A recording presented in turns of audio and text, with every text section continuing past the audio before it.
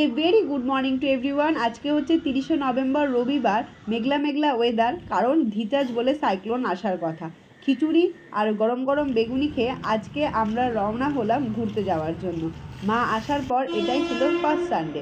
বিল্লিভাক্কামে থাকার জন্য এত ধরনের ট্রেন দেখতে পাই, যেটা আমার মনকে অনেকটাই খুশি দেয়। ট্রেনে উঠেই দেখতে পাচ্ছি ছোট্ট সিট রয়েছে, যেখানে আমি আর মাই শুধু বসতে পারবো। সেই সিটটাকেই ক্যাপচার করে আমরা রওনা হলাম চেন্নাই সেন্ট্রালের জন্য। এখন ঘড়িতে বাজছে 13:53। লর্ড রিপনের বিল্ডিংয়ের ঠিক অপোজিটেই আমাদের পার্ক টাউনের রেলওয়ে স্টেশন। আমাদের আজকের গন্তব্য ছিল লাইট হাউস রেলওয়ে স্টেশন। কোথায় যাচ্ছি বলো তো? মেরিনা ব্রিজ ঘুরতে। যতবারই চেপক স্টেডিয়ামটা দেখি না কেন, ভিজিবিলিটি এতটা ক্লিয়ার থাকে না আজকের দিনের মতো। পুরো মাঠটাও ভিজিবল হচ্ছিল। অবশ্যই ইচ্ছা আছে স্টেডিয়ামে বসে খেলা দেখবো কোনো একদিন সৌরভের সাথে। চলে এসেছি আমরা লাইট হাউস রেলওয়ে স্টেশনে। হাঁটতে হাঁটতে চোখে পড়লো কত সুন্দর সুন্দর স্ট্যাচু। ভীষণ হাওয়া, প্রচণ্ড রৌদ্র, তার মধ্যে থেকে অশোক স্তম্ভের স্ট্যাচুটা সর্বসেরা। কি বলো তোমরা? পাশেই ছিল তামিলনাড়ুর পুলিশের হেডকোয়ার্টার, অপোজিটে লাইট হাউসের বিল্ডিং।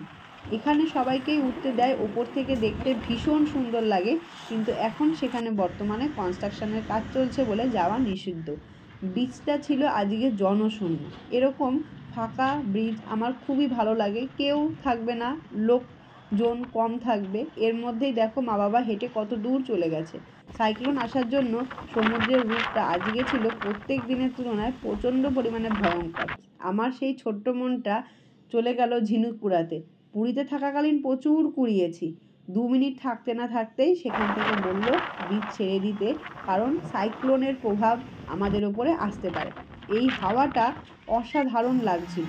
ঘোড়ায় চড়া গাড়ি, তারপরে কি খাওয়া দাওয়ার পালা। আজকে স্যান্ডউইচ আর ফুলুরি খেতে এসেছিলাম দোকানে, তাও আবার নারকেলের চাটনি দিয়ে। তামিলনাড়ুতে সাম্বার, নারকেলের চাটনি, এগুলো হচ্ছে কমন। তুমি সামোসা খাও আর যাই খাও।